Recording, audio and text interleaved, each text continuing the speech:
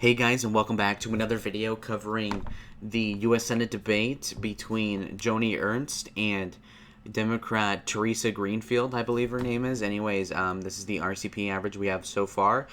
We have Greenfield leading by 5. Of course, don't trust the polls, they're BS. Ernst is obviously going to win this race, right? Unless she's retarded. Anyways, guys, let's get started already with this video. 300-person auditorium here at Iowa PBS Studios. The candidates here on set are separated. Subscribe while you're listening to this bozo. Those candidates joining us are Democratic contender Theresa Greenfield of West Des Moines and Republican Senator Joni Ernst of Red Oak. Welcome to you both. Thank you for being here. Thanks, Dave. It's nice to be here. Joining us in tonight's debate questioning is Caroline Cummings, politics reporter for Sinclair Broadcasting, and Kay Henderson, news director for Radio Iowa. Joni Ernst, President Trump's taxes are in the news today. Should any of the deductions that Iowans are hearing about be eliminated? Well, first, thank you, Kay. It's good to be here. And many years ago, I also echoed the call for the president to release his tax returns. However, this is a New York Times report. I haven't had time to scrutinize it. We don't know where that information came from, so more yet to be discovered. But bottom line, we would love to see lower taxes for everybody, including all of our hardworking Americans. So the 2017 Tax Cuts and Jobs Act was part of that effort, which gave tax relief to 1 million Iowans. I certainly don't want to see that rolled back. But Vice President Joe Biden, as well as Theresa Greenfield, they have both stated that they would roll back those tax cuts, which did provide relief to Iowans, allow businesses to give employees additional benefits and wage increases. And I certainly don't want to see that happen. Theresa Greenfield, tax policy, is she correct on your stand? Well, I think the president should release his taxes also, and have certainly called for that. I think the fact that the president only paid $750 in 2016, 2017 just really reflects how the system doesn't work for hardworking people and everyday Iowans, and that the wealthiest and the biggest corporations get the biggest benefits. And I'll tell you what, Senator Ernst's tax bill increased our debt by $2 trillion, and it gave those benefits to the largest corporations. And then it's going on to threaten Social Security, Medicare, and our healthcare system, which, by the way, healthcare is the #1 issue on the ballot. In November, Iowans have pre-existing conditions, and they want those protections. Families want to keep their children on their health insurance, and goodness knows Medicaid expansion has kept our rural hospitals open. And I've just talked to too many Iowans across this state who already drive 20, 30 miles to get health care. And so Senator Ernst's vote could close our rural hospitals. Actually, if I could just dive in there as well, the Democrats' plan, which would eventually lead us to Medicare for all, would actually bankrupt about 52 of our rural health care systems. So I think that there are ways to address the issue, but certainly putting our rural constituents on the hook is not the way to do it. We are seeing OBGYNs leave the rural areas already because of low Medicare, Medicaid reimbursements. And so what plan are you talking about? Are you talking about Medicare for all?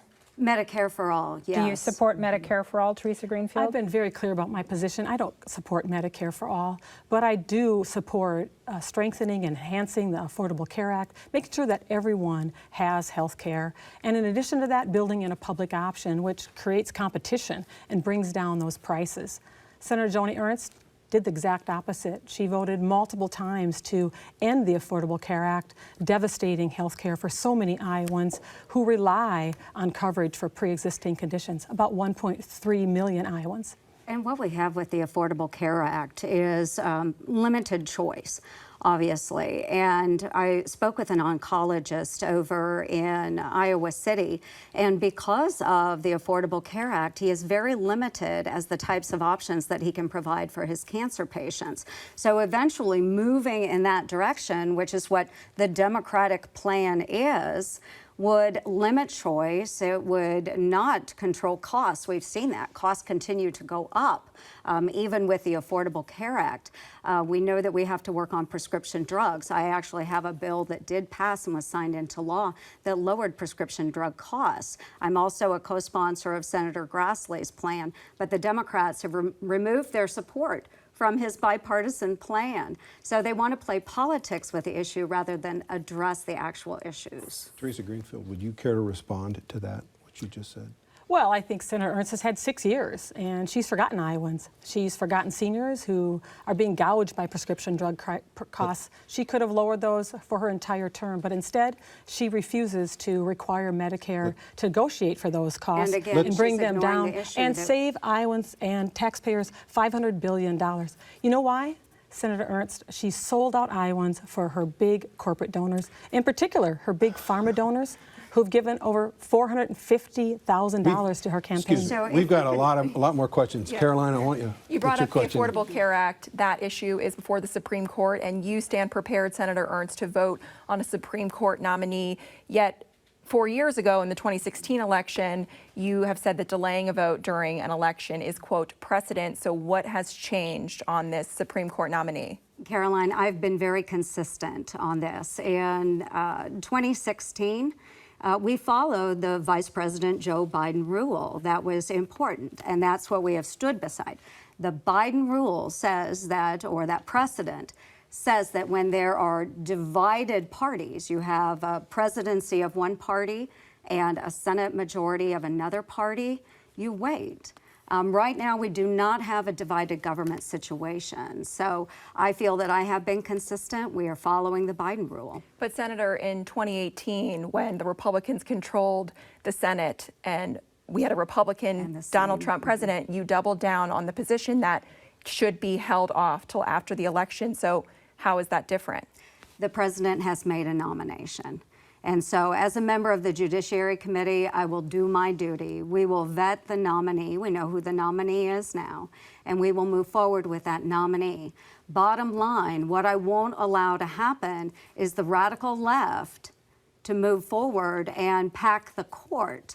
So our presidential nominee, Joe Biden, the Democratic nominee, has refused to publish a list of who he might appoint. One, because he's probably afraid that he will either upset those on the far left of the party or upset those that are moderates. Chuck Schumer, the de facto campaign manager for my Democratic opponent, has said that everything is on the table. Senator, excuse everything me, is I on need the to table. let Theresa Greenfield. Theresa Greenfield, how many Supreme Court justices should be sitting on the court? Well, first, let's back up just a little bit. I want to offer my condolences to Justice Ginsburg family. She certainly was a leader for our country on civil rights, women's rights, equality, and we're going to miss her on the Supreme Court. When it comes to this next Supreme Court nominee, which we now have one, I'm going to work hard to independently vet any nominee. And unfortunately, Iowans, they're going to the polls in just a few days, and I believe they're independent voters, they're independent thinkers, and we should let them vote and let the next U.S. Senate and President get seated and then process this nomination. Caroline's question was, how many justices should there be on the court? Oh, well, I tell you what, the rhetoric that comes out of Washington, it's so divisive. And as I travel this state, Iowans want it to end. I've been clear all along that I don't support packing the courts, if that's what you call it. So you want 9 justices on the court. You want it to stay 9. Yeah, absolutely. That is our institution and our tradition, and I don't support packing the courts. Thank you. I appreciate that, because it has been unclear the last several days, because during the Democratic primary, Ms. Greenfield had stated that no, she didn't support packing the court. And then just maybe a week ago, you said, well, you hadn't formed an opinion on that yet. So Senator this Ernst, is my a position very, has been clear all this along. is a And if very I need to important clarify issue. from last week, that's very fine. important issue. But One at a again, time, one at a time. Excuse me, one I at a don't time. support packing the court. Okay. Hey. The Affordable Care Act, Senator Ernst, if it's repealed, what will Republicans replace it with, and why haven't you replaced it already? We have attempted that, and there have been a number of plans that we have discussed. One of the plans that I supported was a bipartisan plan, which would provide a government backstop, federal government backstop, for those that have the most expensive medical cases, those that do have pre-existing conditions. This is an issue that is very important to me, because I did grow up in a very modest home with 2 siblings that have pre-existing conditions. My brother and my sister are both type 1 diabetics. They have relied on insulin their entire lives. I have a nephew with autism, pre-existing conditions. And so making sure that the federal government is caring for those and providing equal access to healthcare products, making sure that they are affordable, that should be the federal government's role. Theresa Greenfield, how would you replace the Affordable Care Act if it's ruled unconstitutional? Yeah, Kay, I'll tell you, in my over 250 events all over this state, healthcare is a #1 issue.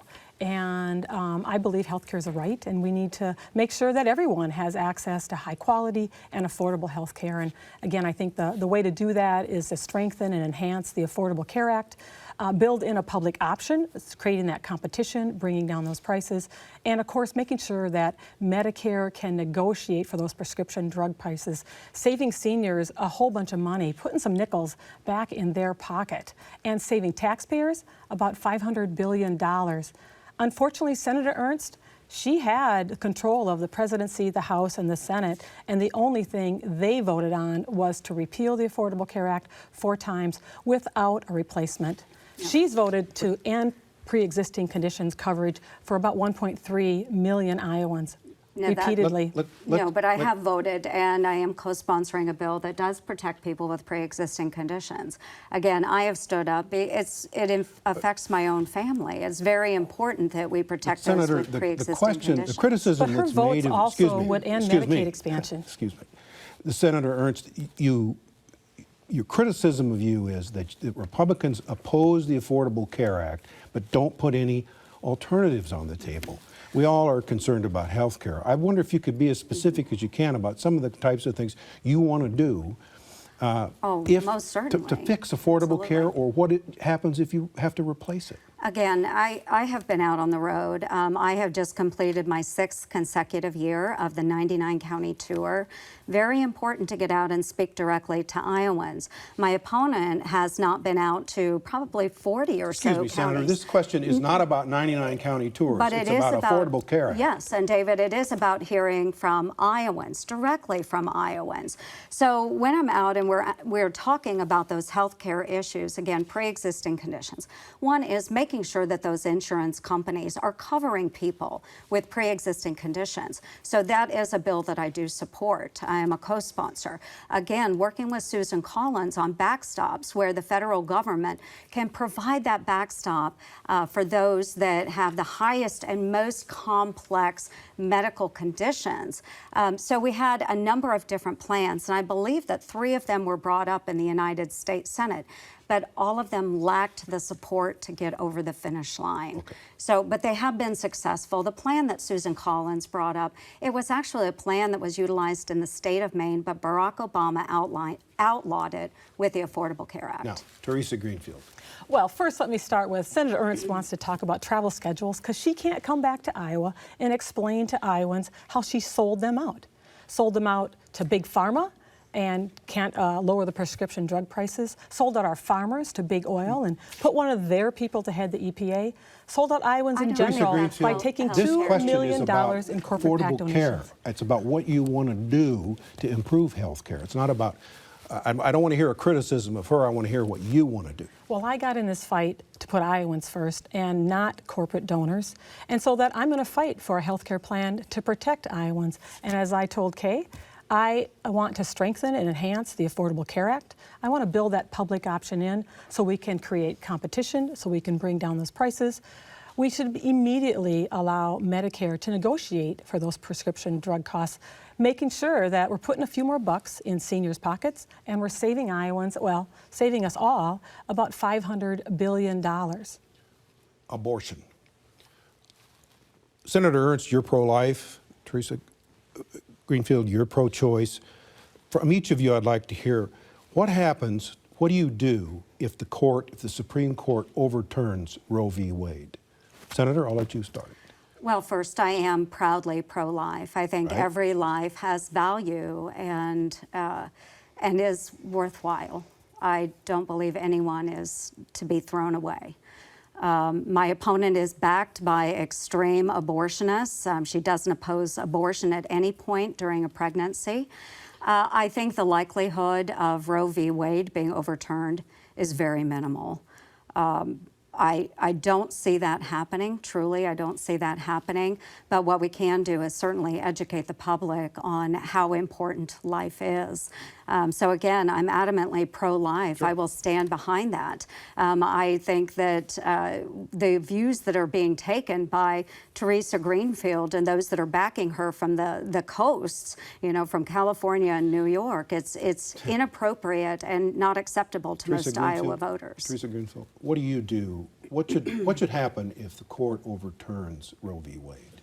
Well, I will tell you, Dave, first off, I'll tell you, I know that there are strong feelings on both sides of this issue, absolutely. And I believe Roe is settled law.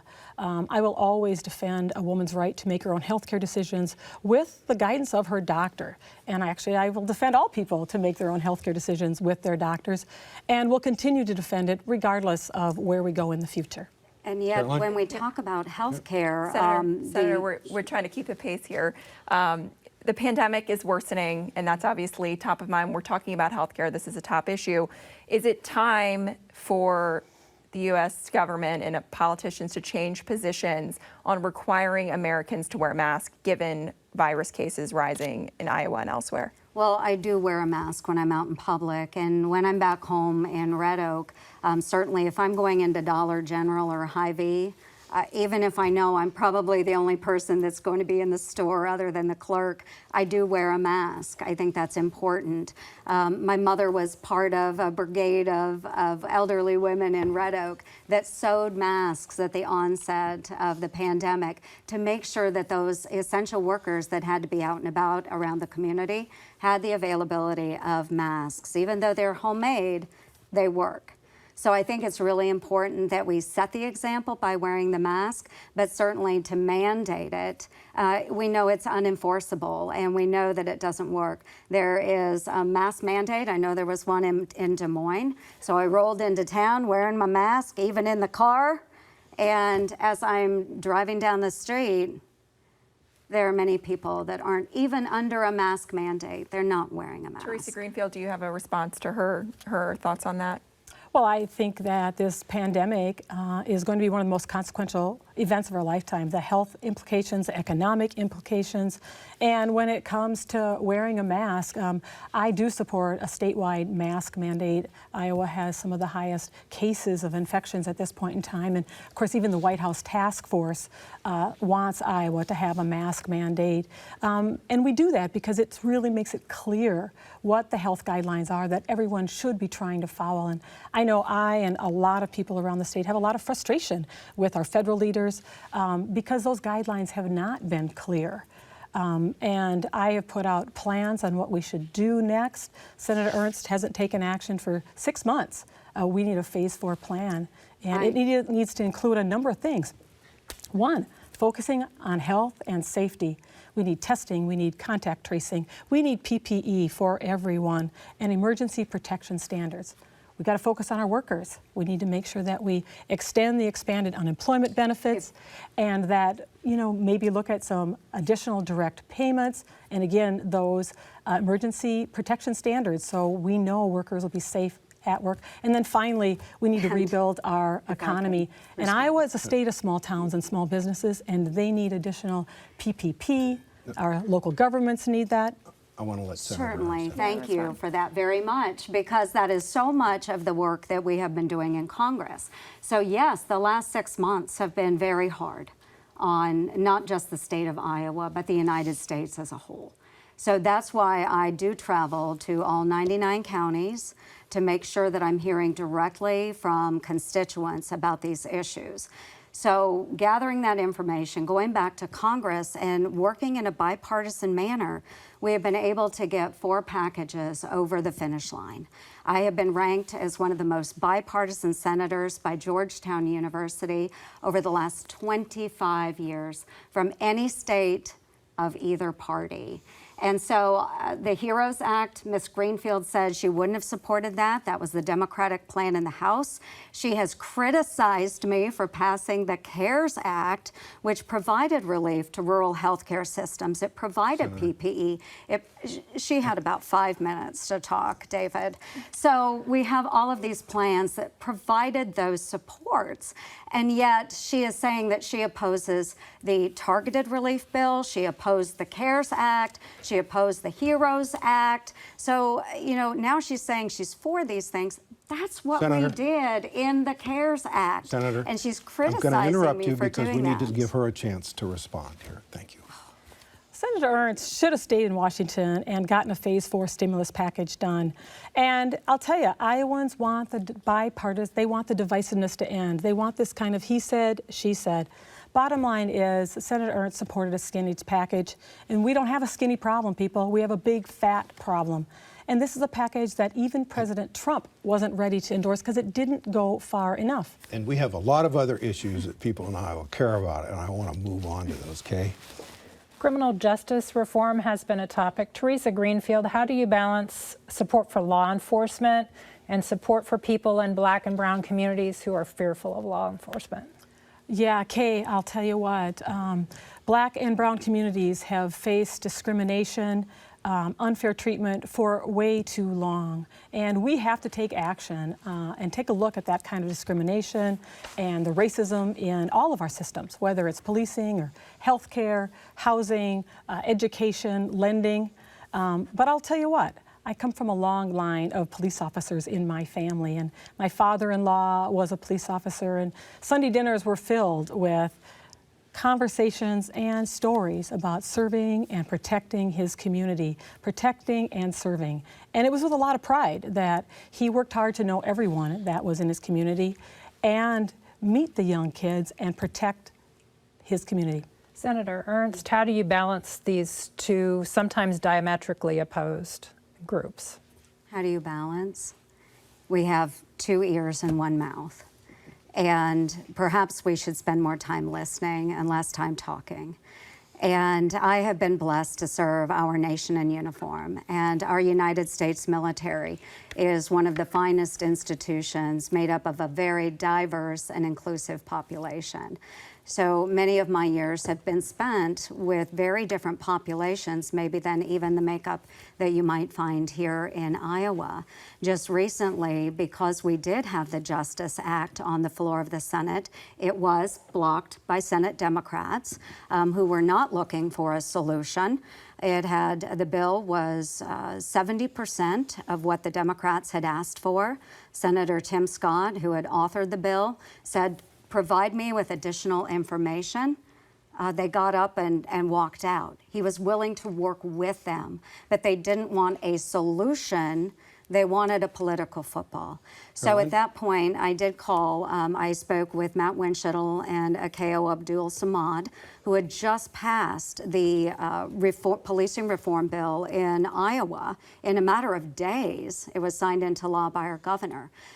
Iowa, we need more Iowa in Washington, D.C. I asked how they did it. They said, you know, neither of us agreed that it was a perfect bill, but we knew we had to act on it. So I do feel that we need to work more in our communities of color. I think that's really important. But my opponent has accused our law enforcement Let's stop right officers there, of Senator being Ernst. racist. That is a lie. Senator, That is a lie. Stop right Senator, there. That's Senator, what Iowans excuse me, don't I like have to, about you. I You want come to back be, with I'll let Washington everybody have rhetoric. something to say, but That is one at a lies. time. One at a time, I please. come from a Senator. long speaking, and she line of police interrupted. officers. Teresa Greenfield, and please. I absolutely am Has said offended that you would suggest our that. law enforcement because of the law having enforcement. racism You both, to deal with neither one law of you, enforcement neither one of calling you them are agreeing to racist. the rules. Excuse me, Ms. Greenfield. One at a time, please. Now, I'll let you finish your thought, but I want to give her plenty of time. Yes, so the Democrats have spent time blocking a bill that would have implemented a number of the reforms that our communities of color were asking for. Theresa Greenfield has stated that our law enforcement system is systemically racist, meaning that our law enforcement officers are racist. I don't believe that, and I believe that our communities can work together. They don't have to be opposed. Right. Let's let Theresa Greenfield have a chance to respond to that uninterrupted. Absolutely. We have systemic racism in all of our systems and have for generations, including our policing system. But that is not saying that our police officers are racist. And you know what? We need Washington to work a lot more like we do in Iowa and in our hometowns and end this kind of divisive rhetoric. We need to work together like we did in this state to pass the Plan for the More Perfect Union, where we attack this kind of racism, requiring racial bias training, requiring de-escalation training, banning chokeholds, and so many other things. Iowa has shown a gold standard of how we can work together to attack exactly that, systemic racism. We're right about at the midpoint of the debate. I know you have lots of opinions, but I have to ask you, we've got a lot of issues that people care about. Give me your best short answers, if you would, please. Caroline. And I would say, too, that all of that was included in the Justice Act. Right. Theresa Greenfield, how do we keep Social Security solvent? Do we raise the retirement age or remove a cap on the salary cap on paying taxes on Social Security? Well, Carolyn, this is an issue that's incredibly personal to me. I was widowed at the age of 24. My first husband was a lineman for the power company. He was a member of IBEW, a union member. And I'll tell you what, when the priest knocked at my door, told me he had died in a workplace accident, I became a single mom with a 13-month-old and another one on the way. And it was Social Security benefits, those hard-earned benefits, his union benefits, neighbors, friends, family, community, that gave me a second chance. And so one of the reasons I got in this race is because Senator Joni Ernst talks about privatizing Social Security or going behind closed doors to gut Social Security. And I said, no way. And I got in this race. I want grannies to know I got their back. That doesn't What's your answer her suggestion question. of making it more solvent? How do you fix this unsustainable problem that we are facing right now? Well, it's not an unsustainable problem, but I will tell you this, when it comes to looking at fees and taxes, I'm going to make sure we don't do anything that puts it on the back of our middle class and our hard-working Americans. I got in this fight for hard-working families.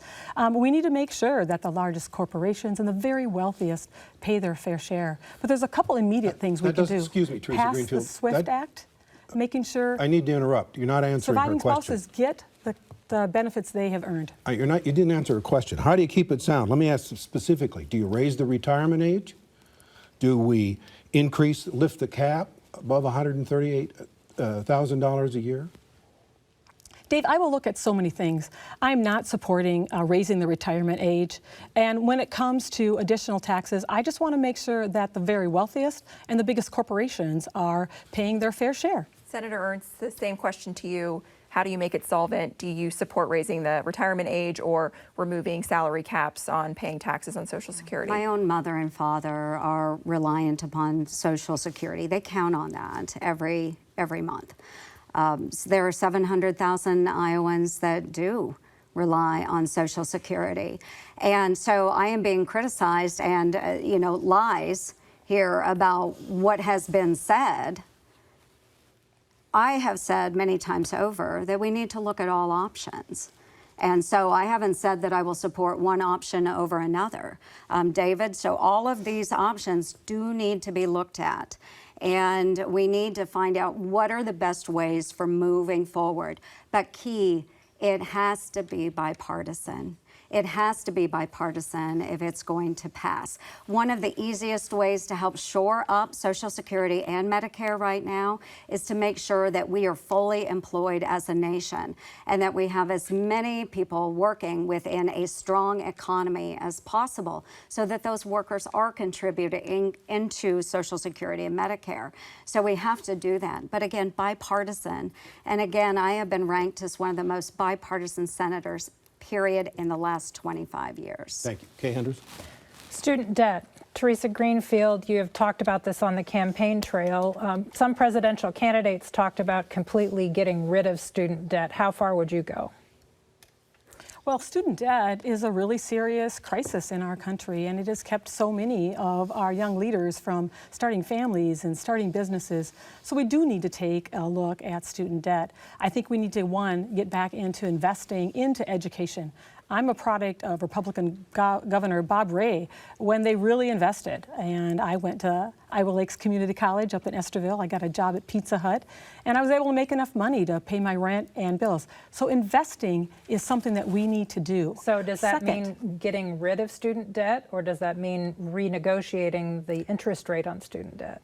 So investing in education, and then next we need to make sure that students can refinance their student debt. And two, we have so many needs across the state and across this country. We need to find ways for students to participate in programs where they can work off their student debt, whether they're medical professionals or young farmers that want to come back and get started in farming. Senator Ernst, should student debt renegotiation be open to everybody? Well, first, I also worked my way through college. I worked at Hardee's to put aside money. I made biscuits in the morning, no problem there. I enjoyed it. I also worked operating heavy equipment with my dad on construction sites.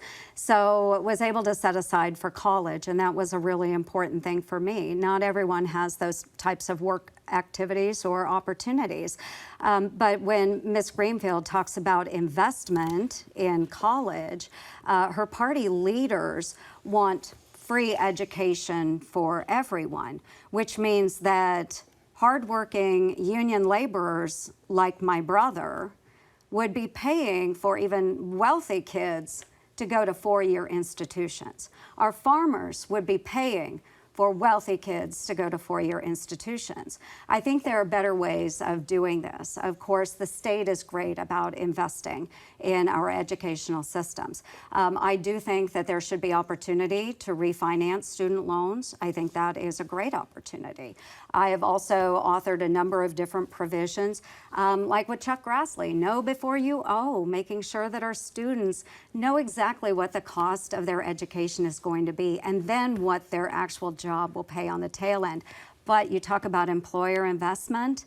I also have had written a bill that would allow employers to pay back already assumed student debt. So there's a number of ways we can tackle this issue. But bottom line, we know that in order for those students to move on, to start a family, to build a home together, they have to be able to get rid of that student debt. Let's talk about debt and climate change. How long can the federal government keep paying to help states like Iowa recover from disaster? Do you foresee the government telling people that they shouldn't build in floodplains, for example, if it continues to flood along the Mississippi and Missouri rivers? Those are opportunities, Kay, and we've seen some devastating storms recently with the derecho. I was out through the area many times over, visiting farmers, visiting Cedar Rapids, talking with community leaders about what has happened and the impact to them. So I do think that through FEMA, a number of programs are offered to buy out those landowners. So there are programs that are in existence. But bottom line, we as a state have really been at the cutting edge of implementing different types of conservation projects, making sure that we're investing in renewable fuels, whether it's wind energy, solar energy, or even our fuel space with biodiesel and ethanol. That's one way we can help the environment. Theresa Greenfield, how long can the federal government keep bankrolling disasters of the magnitude that we're seeing? Well, absolutely. Iowa has recently been hit by a derecho, which is one of the most devastating storms in our history. And certainly we need to be focused on the recovery and getting Iowans what they need. I think we still have 7 counties that still are waiting for some individual aid. And I'll tell you, I was frustrated. Too many people waited too long for the federal government to come in. I was in Cedar Rapids working to hand out food and provide water and ice to people who couldn't even keep their medicines cold 5 days after the storm, and that's a little too long. But we need to be prepared in the future for these next storms, and I believe that we can do a better job at that. We also need to take a look at this storm and make sure that we're looking to see if we can get some coverage for the grain bins and the grain that's been damaged. Caroline? If we can get debris covered for individuals on their properties. But Senator Ernst is not really somebody to talk about the national debt. She voted for a tax bill that raised the debt $2 trillion, putting the needs of her big corporate donors first and selling out Iowans for her corporate donors. Yes, she is Senator Ernst pointing respond. and making a lot of accusations. And let's talk about corporate donors and corporate PAC. She has based her entire campaign on the fact that she will not take corporate dollars, but she is receiving dollars directly from the lobbyists and the executives, even big oil and big pharma folks. You can dig into her campaign reports and find that. So she's getting money, over $700,000 from those corporate donors. It's, you know, if she's lying about this, what else is she going to lie about? Let's let her have a chance to respond to that. Well, there's an awful We've lot- already heard a lot about these arguments in your television commercials. Yeah, So I'd and like you know to what? have you respond As I here, travel and then we state, need to move on to some other Iowans issues. want those attack ads, those awful attack ads, to end. And how we do it is by getting rid of dark money in our politics and ending the political corruption. Senator Ernst has taken $2 million in corporate PAC donations. And folks, there's too much money in our politics. I put a plan together. She doesn't have one. I drew a line in the sand and said I won't accept one dime of corporate PAC donations. She's accepted $2 million. I absolutely. Caroline has a question. Caroline has a question about ethanol, which is an issue a lot of people care about. Because these are dark money groups that support her campaign. Because while she is talking about dark money, in one hand she's saying, oh, we're not going to have dark money in this campaign. She's got the other hand behind her saying, please hand me some dark money. She is benefiting from nearly $100 million of dark money in this campaign, folks. So while she says, I'm going to go to the United States Senate and get rid of dark money spending, what she's saying on the campaign right now is, give it to me, please. Bring well, at in least the dark I have money. A plan to get rid of she that dark money. But here's the thing, so much Iowans more really need to spending know. from Senator her liberal Joni Ernst, allies on the coast, both Theresa New York, Greenfield. California, liberal extremists Excuse me, Senator. that are funding her campaign. You know, do either of you think you're acting like a U.S. senator should here? Is this the way Iowans expect their senator to act? It is I want to when they're ask a lying. question and get a response, please. You have a response, then she has a question. Thank you. Do you want to follow up to anything that the senator just said, or can we move on here? Move on. Okay, let's move on here. You've also sparred on ethanol and ethanol policy. Can Iowa continue to bet on the future of ethanol, given some movement towards electric vehicles and away from fossil fuels? Caroline, that is a great point. And as long as I am there in the United States Senate, I will be fighting to ensure the future for biofuels.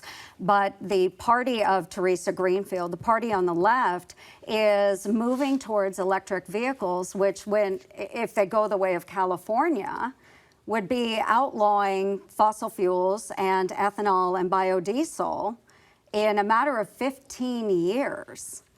And that is not something we should be supporting right here in the state of Iowa. So I have gone toe-to-toe. I have been endorsed by the Iowa corn growers. I've also been endorsed by Iowa Farm Bureau because they know how hard I have been fighting for ethanol and for biodiesel, going toe-to-toe with even members of my own party to make sure that we're upholding those renewable fuel standards. Senator, I have to let Theresa Greenfield respond. Same question to you. Can we continue to bet on ethanol given the movement towards electric vehicles and away from fossil fuels? What's your answer? Well, we have to take urgent climate action, that's for sure. And farmers agree with this. And in my Fair Shot for Farmers plan, I focus on a number of things, from trade to leveling the playing field to investing in conservation, making it a new commodity for our farmers and our landowners. Focusing on making sure that we become the first net zero farm industry in the world. And part of that is ethanol.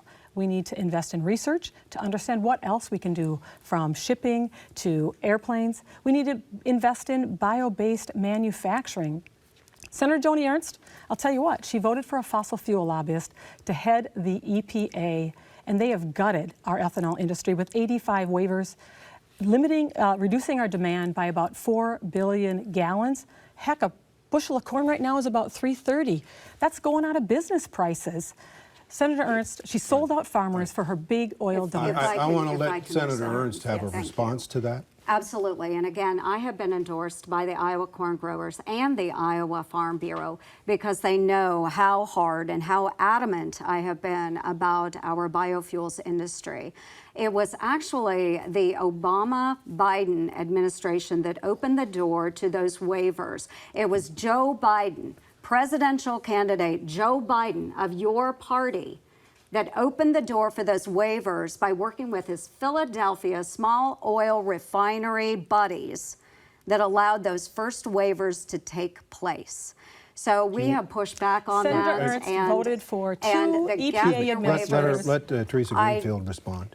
Senator Ernst voted for two EPA administrators who have issued those 85 waivers. And with the confirmation process of Andrew Wheeler, she knew as part of those discussions that he was going to continue those waivers. Okay. I'll tell you what, with Senator Ernst on the job, between haphazard trade, reckless tariffs, and 85 waivers, bankruptcy rates are at an 8-year high. Bankruptcy rates are at an 8-year high. We still And have net farm several income is issues. down I want to move on to 75% other things since that people care about. 2015. Kay Joni Henderson? Ernst is And no yet the friend of Kay Iowa Henderson, Farm Bureau that's the knows next our question. stance Teresa and Kay Henderson has the Greenfield. next question here. Do Kay you Henderson. support a path to citizenship for people who came into the country illegally? We need to modernize our immigration system. Does that mean a path to citizenship? And I have talked to business leaders who want to welcome new immigrants. I have talked to nonprofits, education systems. And for me, I think we need to start with three things. We need to modernize our visa system and shorten up that path, making sure that we're welcoming new Iowans and in a way that grows our economy. I don't care if you're an egg producer or a contractor or in the sciences. We need more skilled, we need more workers in Iowa. We also, though, have to focus on public safety. We can be smart and strong and safe, but we also have to make sure it's humane. We have to make sure families are together, they come together, and that they put down roots. No more kids in cages. So does that mean a path to citizenship, or does that mean legal status? That means that we're working on those paths to citizenship, and for our dreamers, they need to have a legal status. People need to be working towards that. Senator Ernst, do you support residency or legal status or citizenship for dreamers, and what should the immigration policy of the U.S. be going forward? I think this is a very important issue, and our state and nation have been welcoming, especially our state. And we know that this is a system that needs to be worked on. So with DACA, I've been very clear with DACA. This is where, even in my campaign 6 years ago, I stood for those DACA, those dreamers. And so a pathway to citizenship is something that could be worked on bipartisan. We could. We need to sit down and discuss that. We know that we do have millions of undocumented residents that are here within the United States. And again, this takes a bipartisan solution. We have to sit down and work through this. Again, I am ranked as one of the most bipartisan senators in the last 25 years. Even in the Iowa State Senate, I was known for being Iowa nice, but very tough. But could work with members of both sides of the aisle to resolve issues. This has to be bipartisan. So does it mean legal residency, or does it mean citizenship? I would support more of a legal residency, and see how easy it is to be very direct about an answer. So a legal residency, we know that there are many out there that are contributing to our economy. However, as we are moving forward on a new immigration system, we have to make sure that we are carefully vetting those that are coming into the United States and making sure that, again, we can be welcoming, but making sure that they are a good fit for citizenship Senator, here in the United States. Again, I want to move on to another issue. Yeah, Theresa Greenfield. I just want to mention, Senator Ernst has had 6 years to work on this issue.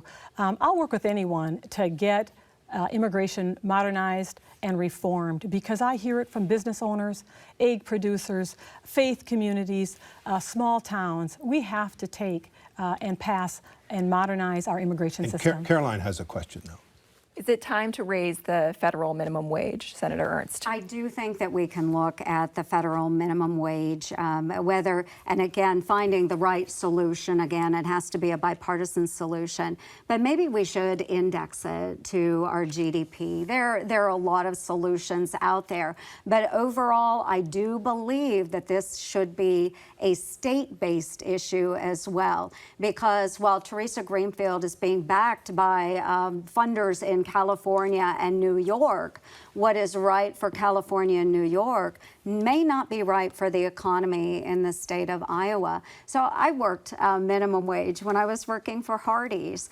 And as I was working for Hardee's, then I had the opportunity to work for my father in a construction job. Senator, what do you think Now, the minimum wage would be if it were indexed to the minimum wage you made at Hardee's? It'd be a lot larger today, would it not? Yes, it would, David, absolutely. But again, it needs to be based on those states, and those are things that we'll need to look into and make sure that it's right for each state's economy, because while California may say we need a $30 minimum wage, that would not be right for Iowa. Theresa Greenfield, how do you feel about the minimum wage? Well, I tell you what, no one can feed a family on $7.25 an hour. And folks I talk to, hardworking folks, they want to make more money and they want to work hard. And I'll tell you what, I remember after my husband died, my very first job was for $8 an hour. And I had to work hard to build that career. I want to make sure people have those paths. So $7.25 isn't enough. I believe we need to move it up to 15 over time. But here's how we really build our economy. We invest in three things. One, a workforce development. I support debt-free community college, trade schools, technical schools, advancing our apprenticeship programs where people can earn while they learn, like my first husband did. Two, we need to then make sure that our small businesses can grow, providing more capital, more credit, so that they can expand in this state. So we marry the two. Stronger workforce with skilled training where they can start their small businesses, growing small businesses, and then finally, this is something I've been disappointed in both parties, because I'll work with anyone, is an infrastructure plan. We have to invest in a robust infrastructure plan to grow this economy and give people the chance to compete and earn wages in this modern economy. So, Theresa Greenfield, would you raise the gas tax to do that, or would you raise a per mile fee on vehicles? You know, I think that what I want to make sure is I'll look at all kinds of avenues to work towards raising that minimum wage. My priority, frankly, is living wages, is investing in a way so people can I was talking get the about skills. The gas tax. Yes, gas get tax. those skills to start their careers. The gas tax. Infrastructure. And She's talking start about their infrastructure. Senator Ernst, thank you. You're very welcome. I want to make sure that we're doing those things so people can earn living wages. And I'm happy to take a look at either of those proposals if that's something we need. Senator, how do you feel This- about it? this is Raise the an- gas tax fee David. to miles driven? This is an issue that I did deal with at multiple levels. I have spent my entire life devoted to public service and serving Iowa. My first elected position was county auditor in Montgomery County, one of our most rural counties, working with those secondary roads guys and understanding the types of dollars necessary to build that budget. So the gas tax dollars were very important. Raise it? But what we're finding, and I'm getting to that, David, what we're finding is that just a flat gas tax out there will be minimalized, especially if the Democrats move to all electric vehicles. You have no gas tax. So there does need to be either a blended option of gas tax or perhaps the per mile that Kay is speaking about.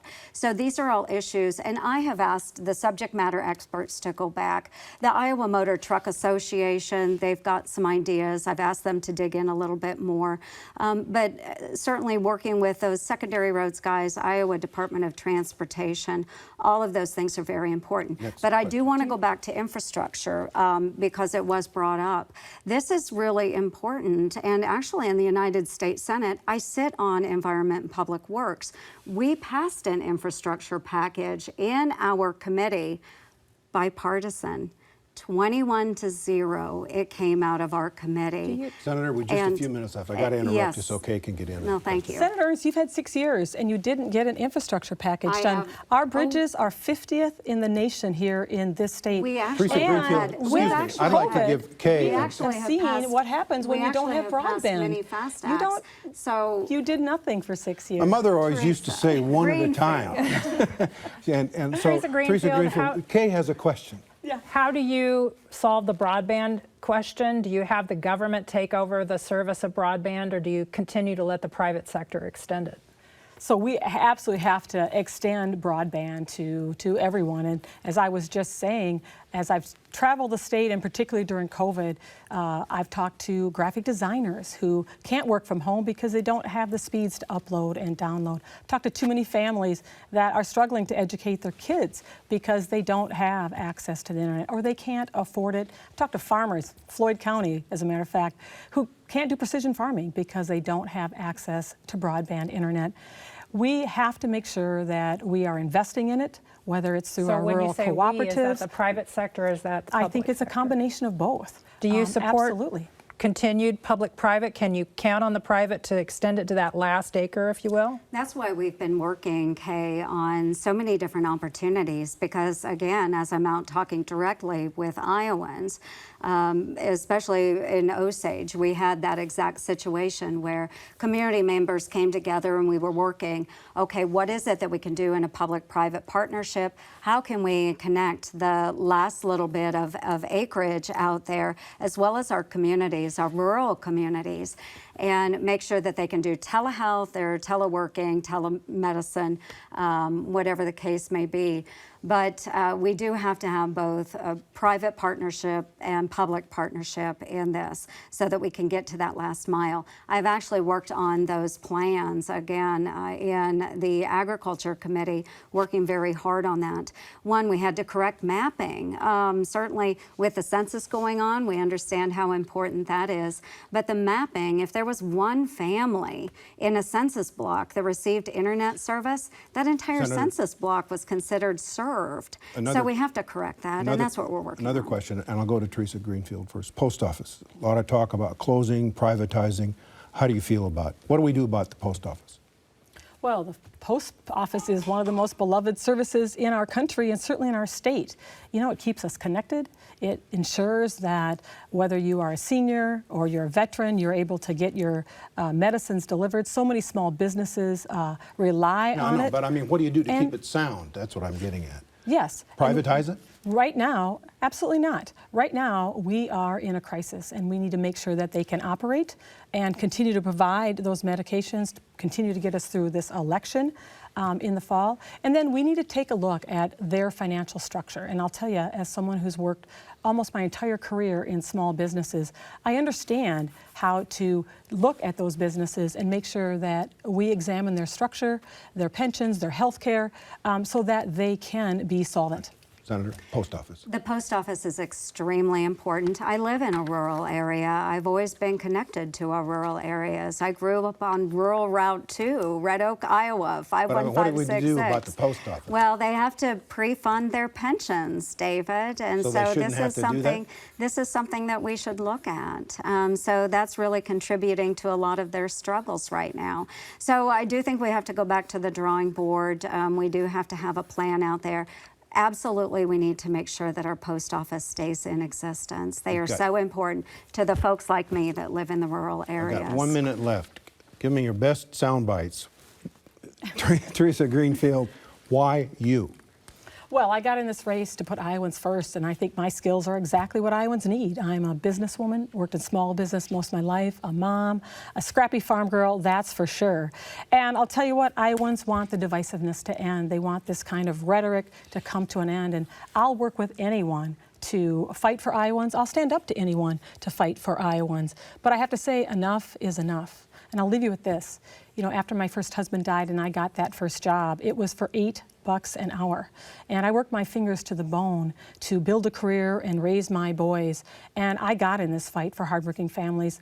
And I'll never forget who it is I'm fighting for in the United States Senate. Senator, Thank you. Iowa is more than just a place to me. It is who I am. It truly is. I grew up on a farm in southwest Iowa, and I live just a few miles from the farm where I grew up. I still have family members engaged in farming and agriculture. I am fighting for our farmers because I grew up on a farm.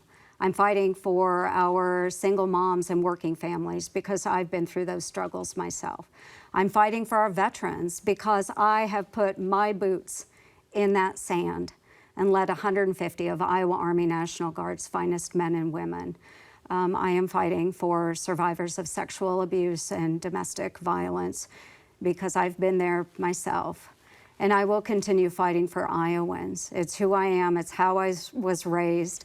But what we can't do is turn our country over to the radical left, those that are funding Miss Greenfield's campaign, their extreme abortionist ideas, the radical environmental ideas that would kill Iowa's farms and eliminate Senator? our manufacturing jobs. The divisive So I'm fighting the clock. I will Iowans want to continue. come to an Senator, end. I'm fighting the clock. It's time to go. Fighting for Thank you Iowans. both. God bless you all.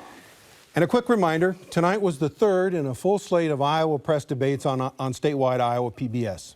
We've already finished debates in Iowa's 1st and 2nd congressional districts, as well as the U.S. Senate race here this evening.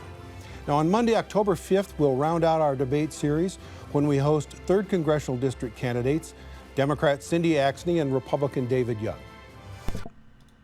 Anyways, guys, that is going to be the end of our Senate debate coverage. I just basically let it play through because I didn't feel like interrupting too much. I wonder if you guys like that. Am I annoying you? I'm just kidding. I don't care. Anyways, I would say that Joni Ernst won this because I think she was already the leader, and the polls are BS and gay.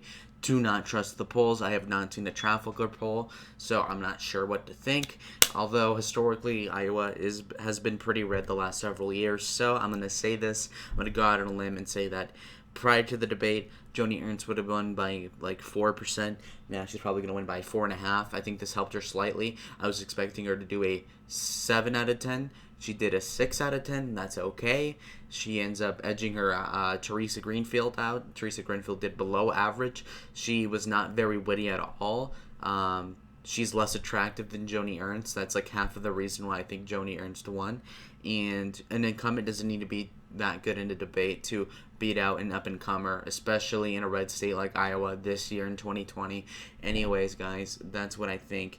I really do sincerely believe that that the Iowa press debate did not move the needle for the Democratic contestant, meaning that we are that much closer to keeping our majority in the Senate and having King Mitch McConnell stay as majority leader. Anyways, guys, thank you for watching the video, and stay tuned for the next one, which is coming out soon enough. Anyways, guys, subscribe.